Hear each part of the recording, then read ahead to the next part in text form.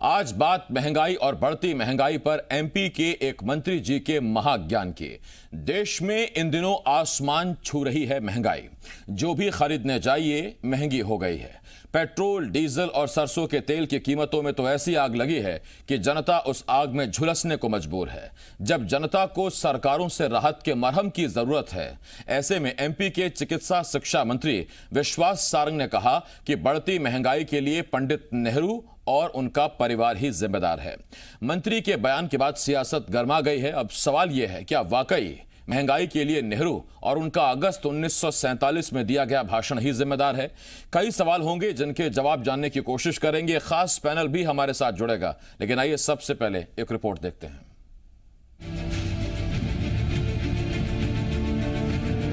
देश की जनता इन दिनों महंगाई से जूझ रही है। डीजल महंगा, पेट्रोल महंगा, सब्जी महंगी, सरसों का तेल महंगा। यही महंगाई विपक्ष के लिए ब्रह्मास्त्र है, तो सरकारें अपना दामन बचाने के लिए अजब गजब दलीलें देने लगी हैं। एमपी के चिकित्सा शिक्षा मंत्री विश्वास सारंग ने बढ़ती महंगाई के पीछे ऐसी दलील दी जिसे कोई पचा नहीं पा रहा। एक प्रेस कॉन्फ्रेंस में जब पत्रकारों ने मंत्री जी से महंगाई पर कांग्रेस के प्रदर्शन को लेकर सवाल पूछा, तो विश्वास सारंग ने कह दिया कि महंगाई के लिए पूर्व पीएम पंडित नेहरू जिम्मेदार है। इतना ही नहीं, सारंग ने तो कांग्रेस को यह भी नसीहत दे दी कि अगर उन्हें प्रदर्शन करना ही है तो दिल्ली में सोनिया गांधी के घर के बाहर करें। कांग्रेस यदि महंगाई और इस देश की अर्थव्यवस्था को लेकर विरोध प्रदर्शन करना ही चाहती है तो उन्हें 10 जनपद के बाहर करना चाहिए, क्योंकि इस देश की आज़ादी के बाद अर्थव्यवस्था को कुठाराघात करके महंगाई बढ़ाने का श्रेय किसी को जाता है तो वो नेहरू परिवार को जाता है। लाल किले की प्राचीर से जवाहरलाल नेहरू जी ने जो भाषण दिया था, उसी भाषण की गलती के कारण इस देश की अर्थव्यवस्था बिगड़ी है। एक तो महंगाई पर आग बबूला विपक्ष और ऊपर से पूर्व पीएम को ही महंगाई और कमजोर होती अर्थव्यवस्था के लिए जिम्मेदार बताने वाले मंत्री के बयान पर कांग्रेस ने मंत्री को आड़े हाथों ले लिया। पूर्व मंत्री पीसी शर्मा ने कहा कि प्रदेश में नकली शराब के साथ साथ गांजे की खपत भी बढ़ने लगी है। सरकार को नशा मुक्ति अभियान जोर शोर से चलाना चाहिए। एक वरिष्ठ मंत्री के अगर ये बोल हैं तो मैं समझता हूँ कि नशा मुक्ति अभियान मध्य प्रदेश में और तेज गति से चलाना चाहिए। और ऐसा लग रहा है कि ये सावन के महीने में ये नकली और जहरीली शराब के साथ साथ नकली गांजा भी बिकना शुरू हो गया है। सरकार को देखना चाहिए सब मामले, इन सब मामलों पे एक साथ रोक लगाए। अब सवाल यह है कि पहले से ही महंगाई की आग में झुलस रही जनता को राहत का मरहम लगाने की बजाय मंत्री जी ने यह कैसा बयान दे दिया? क्या एमपी की जनता मंत्री के बयान से सहमत हो पाएगी? पहले सिगरेट के स्पेशल ब्रांड के लिए विमान उड़ाने से लेकर नेहरू के भाषण पर हमला करने वाले सारंग साबित क्या करना चाहते हैं? और सवाल ये, क्या उनके आरोपों में दम है या फिर अपनी और अपनी सरकार की छवि बचाने की जुगत है? आकाश द्विवेदी के साथ ब्यूरो रिपोर्ट, जी मीडिया।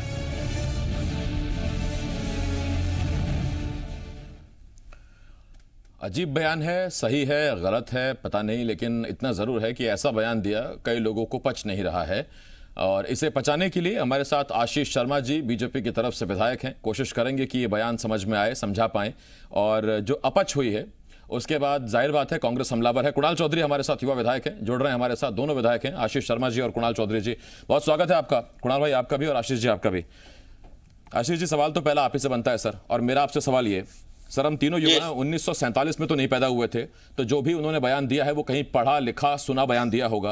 ये कौन सा भाषण है, उसमें कौन सी लाइन थी जिसकी वजह से अर्थव्यवस्था ऐसी बिगड़ी, ऐसा रहता फैला कि 74 साल बीत गए आज तक सिमट नहीं पाया? देखिए, 1947 में जब देश आजाद हुआ तब नेहरू जी प्रधानमंत्री बने। देश की आजादी के लगभग 73 वर्षों में 60 साल तक किसी एक पार्टी का शासन दिल्ली में रहा तो वो थी कांग्रेस पार्टी। तो कांग्रेस पार्टी ने इस देश को जो शुरुआती अर्थव्यवस्था दी, उसके ही दूरगामी परिणाम आज देश भुगत रहा है। पिछले 7 वर्षों में नरेंद्र मोदी जी की सरकार ने, और जब 5 वर्षों तक अटल बिहारी वाजपेयी जी की सरकार थी, हमने अर्थव्यवस्था को पटरी पर लाने का और जनता को दिल्ली में बैठकर जमीन पर और गांव तक विकास पहुंचाने का काम हमने किया। प्रधानमंत्री सड़कें हमने दी, प्रधानमंत्री फसल बीमा योजना लेकर आए, अंत्योदय अन्न योजना लेकर आए, और आज की तारीख में उसी अर्थव्यवस्था के सकारात्मक प्रभाव के रूप में देश भर के गरीबों को करोड़ों मकान, उज्ज्वला गैस के कनेक्शन, आयुष्मान भारत योजना में 5 लाख तक का इलाज, किसान सम्मान निधि, ऐसी अनेकों योजनाएं भारत सरकार के खजाने के माध्यम से संचालित कर रहे हैं। इतिहास निश्चित तौर पर भविष्य का निर्माण करता है। इसलिए अगर पूर्व में कांग्रेस की सरकारों ने कुछ अर्थव्यवस्था को लेकर गलती की और उसका खामियाजा आज हमारा देश भुगत रहा है, उसके बारे में अगर मंत्री जी ने कहा है तो ये आपत्तिजनक नहीं होना चाहिए। अगर भविष्य में कोई सरकार आएगी, नहीं, मैं तो वही जानना चाह रहा हूं आपसे आशीष जी, एक सवाल मैं आपसे ये पूछता हूं कि जब 2014 में सरकार आई, सरकार बदली केंद्र में, और पेट्रोल का जो इंटरनेशनल क्रूड ऑयल है वो जब गिरा तो बीजेपी की तरफ से दलील दी गई कि ये तो जी हमारी किस्मत है, मोदी जी की किस्मत है, पेट्रोल गिरता जा रहा है, क्रूड ऑयल गिरता जा रहा है। अब जब लगाम से बाहर हो गया है, आम आदमी परेशान है, तो उसके लिए फिर नेहरू जिम्मेदार? कब तक नेहरू जिम्मेदार? देखिए, किसी एक पेट्रोल डीजल के कारण नेहरू जिम्मेदार है ऐसा नहीं कहा है, लेकिन जो लगातार 60 साल तक जो पार्टी केंद्र में सरकार में रही, उसकी आर्थिक नीतियों के कारण देश भ्रष्टाचार की गर्त में गया। भ्रष्टाचार के कितने सारे मामले कांग्रेस की सरकारों के सामने उठे, कई मामले अभी भी कोर्ट में चल रहे हैं, उनके कई मंत्री और सांसद अभी भी जेल में हैं। लेकिन भारतीय जनता पार्टी की सरकार पर पिछले 7 साल में भ्रष्टाचार का एक आरोप नहीं लगा। नेहरू गांधी खानदान अपने परिवार के इंटरेस्ट के लिए सरकारी धन का कैसे दुरुपयोग करता था। जब नेहरू जी भोपाल आए थे तब उनके लिए हमने तो सुना है, पढ़ा है कहीं न कहीं पे कि उनकी सिगरेट लेने के लिए विमान इंदौर गया था। तो अगर कोई व्यक्ति अपने निजी ऐशो आराम के लिए सरकारी धन का दुरुपयोग करता है, और ऐसे कई सारे किस्से मशहूर है, कोई एक ऐसा नहीं कि एक बार विमान उन्होंने भेजा हो, उनके कपड़े कहाँ धुलकर आते थे, उनके जूते। हाँ आशीष जी, मैं आ रहा हूँ आपके पास, क्योंकि अगर आप ये बयान करेंगे तो उसमें फिर कुछ नया और एंगल निकलेगा, फिर और बात बढ़ेगी। पहले तो जो अभी फैली है उसी समेट लें सर हम। कुणाल जी आपके पास आ रहा हूँ। तो कुणाल जी, इसका मतलब ऐसी महंगाई बढ़ा दी 47 से ही कि वो आज तक कोई समेट नहीं पाया, वो आज तक हम उसका दंश झेल रहे हैं क्या?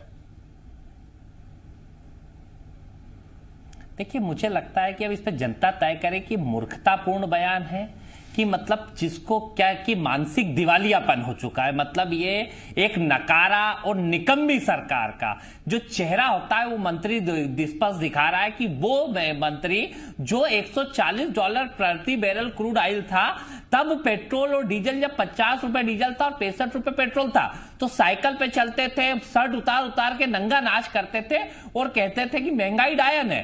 अब वो 1,000 के आसपास गैस की टंकी आ गई, 300 से 900 तो पहुंच ही चुकी, 1000 भी पहुंच जाएगी जब तक 2-4 दिन में हो जाएगी। पेट्रोल जो 100 हो चुका है, जब $74 प्रति बैरल है, तो उस पर नेहरू जी को जिम्मेदार ठहरा। मतलब दिवालियापन की, जो मानसिक दिवालियापन की और नकारा निकम्मापन की एक इंतहा पार करने की हद है कि जो सरकार में बैठ के जिनको जनता के लिए काम करना चाहिए मूल मुद्दों से, क्योंकि मूल मुद्दा क्या है? महंगाई बढ़ रही है। जो खाद्य तेल 50 था वो आज 200 के आसपास पहुंचने लग गया।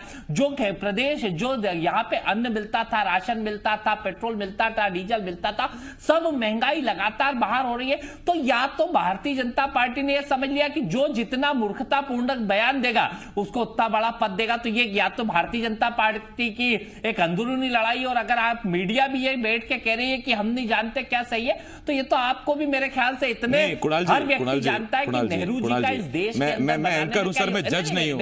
जनता पर ही हम यहाँ छोड़ते हैं, हम सिर्फ खबर बताते हैं। मैंने कभी तय नहीं किया, ना आपके बारे में तय किया, ना आशीष जी के बारे में तय किया। अरे नहीं, ये देश के बारे में तो सही करना पड़ेगा ना। मतलब मूर्खतापूर्ण बयान को तो मीडिया को, जनता को, सबको बोलना पड़ेगा कि ऐसे मतलब अगर आपको ये मूर्खतापूर्ण नहीं लग रहा है तो मुझे फिर आश्चर्य होगा कि अगर ऐसे मूर्खतापूर्ण बयान पे भी मूर्खतापूर्ण नहीं कहोगे तो इस देश को ले जाना कहां चाहते हैं? क्या मीडिया का काम क्या है? क्या सत्ता का है? क्या विपक्ष का है? क्या ये मामला है कि देश के मूल मुद्दों से ध्यान भटका है? ये चिकित्सा शिक्षा मंत्री जिनके राज में 1.5-2 लाख लोग मध्य प्रदेश में तड़प तड़प के मर गए कोरोना में, जिनके ऊपर कोई इनको उसका नहीं मालूम था, तो अर्थव्यवस्था का क्या मालूम होगा? इनसे महंगाई पे सवाल पूछ लिया, सिलेबस से बाहर कहा गया तो इधर उधर की बात कर दी। मतलब इनको जो सिखाया होगा, दिन भर में पढ़ाया होगा कि तुम्हें ये बोलना है, उसके सिलेबस के बाहर का। मैं कुणाल जी सवाल जरा पूछ लेता हूं मैं जरा आशीष जी से। 25 गाड़ी का और कुणाल जी एक बात तो देखिए, आप मानिए भैया आप साइकिल से चलो। कुणाल जी एक बात तो मानिए सर, देखिए मुद्दा गंभीर है। अब इस पर जनता क्या सोचती है, बयान कैसा है, इसीलिए ये डिबेट रखी है, क्योंकि जनता को ये डिबेट मालूम होनी चाहिए। और अगर आप बैठे हैं, कांग्रेस के एक तेज तर्रार विधायक और तेज तर्रार प्रवक्ता बैठे हैं, तो इसका मतलब कांग्रेस का पक्ष कहीं से कमजोर ना पड़े, इसलिए कुणाल भाई आप बैठे हैं। तो सर मुझे तो क्लीन चिट है उसमें। हाँ, मैं लौट रहा हूं आपके पास, आ रहा हूं सर, आ रहा हूं। आशीष जी, आपसे एक सवाल है मेरा, आशीष जी, और सवाल मेरा ये है कि नेहरू ने अर्थव्यवस्था गिराई 1947 में भाषण देके, ये पार्टी का, पूरी पार्टी का मानना है, कोई ऐसा पार्टी को लाइन दी गई है, या विश्वास सारंग कुछ नया लेकर आए हैं अपने स्तर पर, अपने ज्ञान पर? विश्वास सारंग जी हमारे बहुत अच्छे नेता है, युवा मोर्चा के अध्यक्ष रहे हैं, बरसों से राजनीति कर रहे हैं, राजनीति उन्हें संस्कारों में मिली है। भारतीय जनता पार्टी की विचारधारा को लेकर वो समय समय पर पार्टी का पक्ष भी रखते हैं। और विश्वास जी ने कोई बात कही तो निश्चित ही तर्कसंगत कही होगी, कोई ऐसी बात तो आज तक उन्होंने कही नहीं अपने बयानों में जिसे बाद में मीडिया ने और किसी ने गलत साबित किया हो। अगर कोई पार्टी 60 साल सत्ता में रही है, 17 साल कोई प्रधानमंत्री रहा है देश के प्रारंभिक निर्माण के वर्षों में, और जब बजट आते थे कांग्रेस के आर्थिक उदारीकरण का दौर, जब भारत में पीवी नरसिम्हा राव की सरकार के समय आया था, तब उनके वित्त मंत्री कहते थे सदन में खड़े होके कि हम जो बजट लेकर आए, हम जो आर्थिक उदारीकरण की नीतियां लेकर आए, इसके दूरगामी परिणाम इस देश की अर्थव्यवस्था में होंगे। तो आज वही दूरगामी परिणाम आज देश की अर्थव्यवस्था में हमको देखने के लिए मिल रहे हैं। नरेंद्र मोदी की सरकार ने इस अर्थव्यवस्था को थामने का प्रयास किया है। जहां तक पेट्रोल और डीजल की बात है, निश्चित ही मैं कह सकता हूं कि उसकी कीमतें बढ़ी हैं, लेकिन आप ये भी देखिए कि वो पैसा आज कहां जा रहा है, किन कार्यों के लिए वो पैसा खर्च हो रहा है। सेना के जवानों के लिए नई जैकेट्स आ रही है, बुलेट प्रूफ जैकेट आ रही है, हथियार आ रहे हैं, हमारे गरीब को मकान मिल रहा है, रोटी मिल। आशीष जी, मैं लौट रहा हूं आपके पास, आपको मैं सुन नहीं पा रहा, कुछ सिग्नल की दिक्कत है आपकी तरफ से। कुणाल जी आपके पास आ रहा हूं। तो कुणाल जी, मेरा सवाल आपसे यह है कि विपक्ष की जिम्मेदारी होती है जनता के साथ अगर कुछ कहीं से गलत हो रहा है तो उसका विरोध करे, आप विरोध कर भी रहे हैं, लेकिन क्या उस विरोध का लाभ मध्य प्रदेश की जनता को मिल पा रहा है, या रणनीति बदली जाएगी? कुछ आगे और सोचा है आपने कि जनता को इस महंगाई की आग से कुछ तो मरहम लगा सकें? देखिए, शासन अगर मूर्खतापूर्ण पे आ जाएगा, समस्या को समस्या नहीं समझेगा, उसका इलाज क्या करना, निराकरण क्या करना है, अगर डॉक्टर का मतलब जिसको डॉक्टरी करना है, जिसको इलाज करना है, क्योंकि कहीं ना कहीं जनता को रोजगार देने के लिए रोजगार की व्यवस्था करनी पड़ेगी, महंगाई कम करने के लिए इन्फ्लेशन के ऊपर चर्चा करनी पड़ेगी, जीडी के ऊपर बात करनी पड़ेगी, इस देश की मूल समस्याओं पे करना पड़ेगी। पर किस तरह के मूर्खतापूर्ण बयान अगर मंत्री देंगे और मूर्खों जैसी बात करेंगे, जो समस्या को समस्या नहीं चलाना समझना चाहते तो समाधान क्या करेंगे? और इस तरीके की मूर्खतापूर्ण बातों के कारण ही इस देश की स्थिति भी गंभीर होती जा रही है। इस देश की स्थिति भी का, और जो नौजवान है वो देख के समझ क्या रहा है कि क्या चाहते हैं मंत्री जी। मतलब अगर आप कोई भी आम आदमी इस चीज को जज करेगा तो यही कहेगा कि मानसिक दिवालियापन की भी हदें पार कर चुके हैं। और जिस तरह की बातें हैं कि मतलब आप जो काम करना चाहिए, जिस महंगाई को कम करने के लिए काम करना चाहिए, किस तरीके से जनता को राहत मिले इस पे बात करना चाहिए, कैसे रोजगार की व्यवस्था हो इसके ऊपर बात करना चाहिए, कैसे किसानों की हालत ठीक हो इसके ऊपर बात करना चाहिए। अब इसकी जगह मूर्खतापूर्ण और बेतर्क की जो बातें करते हैं, जिसे कहते हैं ना बेसिर और बेपैर की बातें, मतलब उसके ऊपर ये चाहते ही है कि ऐसी बेसिर पैर की बातों के ऊपर चर्चा हो, जनता का मूल मुद्दों से ध्यान भटकाया जाए, और रोज जो बेसिक काम है इस देश के होना चाहिए उससे कैसे कभी ये सांप्रदायिकता का लाते हैं, कभी ये नफरत की चीजें लेके आते हैं, ये कभी मूल मुद्दों पे बात क्यों नहीं करते? अच्छा ठीक, कुणाल भाई, ये पीसी शर्मा साहब ने जो पलटवार किया, जो बयान दिया कुणाल चौधरी, चर्चा क्यों नहीं करते? कुणाल भाई, ये जो पीसी शर्मा साहब ने जो बयान दिया विश्वास सारंग के बयान पर, उन्होंने कहा कि नकली शराब तो बढ़ी रही है मध्य प्रदेश में, अब नकली गांजा भी बढ़ रहा है, तो सरकार को देखना चाहिए। ये बयान ठीक है? मंत्री के लिए, एक चुने हुए विधायक के लिए, एक प्रतिनिधि के लिए इस तरह के बयान ठीक है? देखिए, जनता को भी सोचना पड़ेगा कि किस तरह के विधायक को, जनप्रतिनिधि को चुना है भैया। जनता भी अब परेशान हो रही होगी कि सही में ये स्थितियां, मतलब इनके बयान देख के तो ऐसा ही कुछ लगता है अगर मंत्री जी ने कहा है तो। अब मंत्री जी कह क्या रहे हैं, मतलब उनसे सवाल क्या पूछ रहे हैं, कह क्या रहे हैं, जवाब क्या रहे हैं, और इसके बाद भी मतलब ये चेक तो करना चाहिए, मतलब इसकी जांच तो होना चाहिए। इसमें जांच में गलत क्या है? जब मंत्री के बयान आपको क्या तर्कसंगत बयान लगते हैं, आप मुझे बताओ, या इस प्रदेश के अंदर कोई आदमी बता दे कि ये तर्कसंगत बयान है। मतलब आशीष जी भी पीछे हंस रहे होंगे कि कैसे चीज को डिफेंड करना पड़ रहा है, कि क्या मजबूरी है, मतलब कितना। लेकिन कुणाल भाई, इसका मतलब ये नहीं होना चाहिए कि आप विरोध करते करते किसी सीनियर मंत्री को गांजा फुकवा दें। ये खैर मैं आ रहा हूँ कुणाल भाई आपके पास। आशीष जी आपका सिग्नल कुछ वीक हुआ था, मैं आपके पास आ रहा हूँ। आशीष जी मेरा सवाल आपसे देखिए, ये मैं है, ये कहना चाह रहा हूँ। नहीं आशीष जी पहले सवाल तो सुन लीजिए। मैं आपसे ये पूछ रहा हूँ कि 15 साल की आपकी सरकार एमपी में रही, केंद्र में आप 7 साल से सरकार में, और कितने साल चाहिए सर आपको उन गड्ढों को भरने के लिए जो आप कह रहे हैं कि नेहरू जी खोद कर चले गए विकास की राह में, और कितने साल चाहिए आपको? देखिए, अगर हम ये कहते हैं कि भारत के विभाजन के लिए महात्मा गांधी की नीतियां जिम्मेदार थी तो क्या गलत है? अगर जवाहरलाल नेहरू ठीक से काम करते तो आज जम्मू कश्मीर में जो हालात बने थे वो नहीं बनते। तो अगर हम ये कहते हैं, हमारी पार्टी ये कह रही है, हमारे मंत्री ये कह रहे हैं कि अर्थव्यवस्था जो खराब हुई उसके कहीं न कहीं केंद्र में नेहरू जी की नीतियां भी रही है, तो इसमें गलत नहीं मानना चाहिए। पहली बात तो ये। रही बात गड्ढे भरने की, तो हमने एक बीमारू राज्य को एक उन्नत राज्य बनाया है। आज अच्छी सड़कें मध्य प्रदेश में, बिजली में हम सरप्लस कर रहे हैं। आज हमारे यहाँ हर किसान का खाता है, जनधन योजना के खाते प्रत्येक व्यक्ति के खुल चुके हैं। आज डायरेक्ट बेनिफिट ट्रांसफर स्कीम के तहत लोगों के खातों में सीधा पैसा पहुंच रहा है। आज हमने स्कूल बनाए हैं, हमने स्वास्थ्य सुविधाओं में वृद्धि की है। आज हम बच्चों को ड्रेस दे रहे हैं, कॉपी किताबें दे रहे हैं, साइकिल दे रहे हैं, मिड डे मील बढ़िया दे रहे हैं। इलाज के लिए आयुष्मान भारत योजना में 7 साल में आपकी सरकारी काम तो आपने किए सर, मैंने योजनाएं नहीं पूछी। मैं तो ये पूछ रहा हूँ, और कितने साल आपको करीब करीब चाहिए कि कम से कम उस अर्थव्यवस्था को दुरुस्त कर सकें जो आप कह रहे हैं कि नेहरू जी ने खराब कर दी? देखिए, जिस गति से देश हमारा आगे बढ़ रहा है, विकास भी देश में हो रहा है, लेकिन कोई समय सीमा बताना सुनिश्चित थोड़ी है। विकास एक लंबी चलने वाली प्रक्रिया है। समस्याएं खड़ी होती है, उनका समाधान होता है, आवश्यकताएं महसूस होती है, विकास किया जाता है। लेकिन हम ये कह सकते हैं कि एक बीमारू राज्य को, मध्य प्रदेश को, हमने विकसित राज्य बनाने में कोई कोर कसर नहीं छोड़ी है। आने वाले समय में 2022 तक माननीय प्रधानमंत्री जी का लक्ष्य है कि हर खेत तक सिंचाई के लिए पानी पहुंचे, और 2022 तक खेती लाभ का धंधा भारतवर्ष के किसानों के लिए बच्चे बने। इस दिशा में हम काम कर रहे हैं। वो अच्छे दिन जल्दी आए सर, ये हम भी कामना करते हैं। मैं लौट रहा हूं आपके पास आशीष जी। कुणाल भाई आपके पास। सर कुणाल भाई, एक विपक्ष के लिए इससे बड़ा मुद्दा भी कुछ हो सकता है क्या कि जनता महंगाई से परेशान है? गाड़ी में डालने वाले तेल से लेकर पकोड़े तलने वाले, सब्जी बनाने वाले तेल तक अगर बजट से बाहर हो रहा है, तो इससे बड़ा मुद्दा भी विपक्ष के लिए हो सकता है क्या कोई? देखिए, पहली बात तो अभी आपने आशीष जी की बात सुन रहा था, मतलब बड़ा दुर्भाग्य कि अब महात्मा गांधी को बंटवारे का जिम्मेदार बता दिया और भारतीय जनता पार्टी की ये बात बता रहे हैं। तो नरेंद्र मोदी जी क्यों जाते हैं महात्मा गांधी जी की समाधि के ऊपर? क्यों वहां पे, क्यों गोडसे को पूजना नहीं चालू कर देते हैं सीधे खुल के?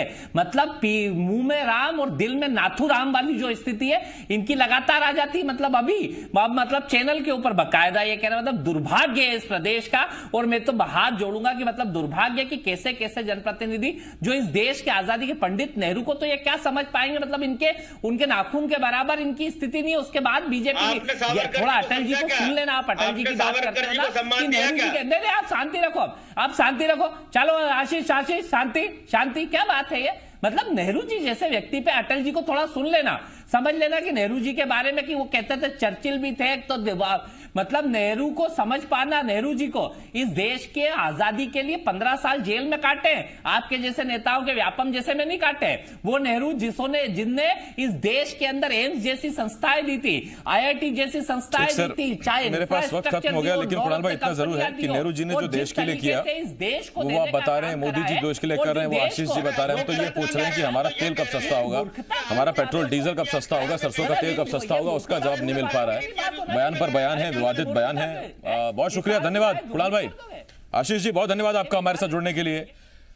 एक मंत्री जी ने बयान दिया, उन्होंने कहा कि अगर महंगाई बढ़ रही है, अर्थव्यवस्था गिर रही है, तो उसके लिए नेहरू जिम्मेदार हैं। 1947 में अगस्त में दिया गया लाल किले की प्राचीर से खड़े होकर वो भाषण उसके लिए जिम्मेदार है, जिसने कुठाराघात करके अर्थव्यवस्था गिरा दी। ये विश्वास सारंग का बयान है। और यहां जी मध्य प्रदेश छत्तीसगढ़ पर बैठकर हमने कभी किसी मसले पर कोई फैसला नहीं सुनाया है। जो खबर है जस की तस हमने आपको दिखाई है। हमें जो लगता है कि ये आज की खबर है, आज का ये मुद्दा है, और जनता को इस बारे में जानकारी होनी चाहिए। उस खबर से जुड़ा हर एस्पेक्ट, हर पहलू हमने आप तक पहुंचा है। बाकी जनता जनार्दन आप हैं, आप जनता की अदालत चलाते हैं, तो आप ही तय करिए कि बयान ठीक है या गलत है, या फिर समझ नहीं आ रहा है। जो भी चीजें हैं वो आप तय करिए।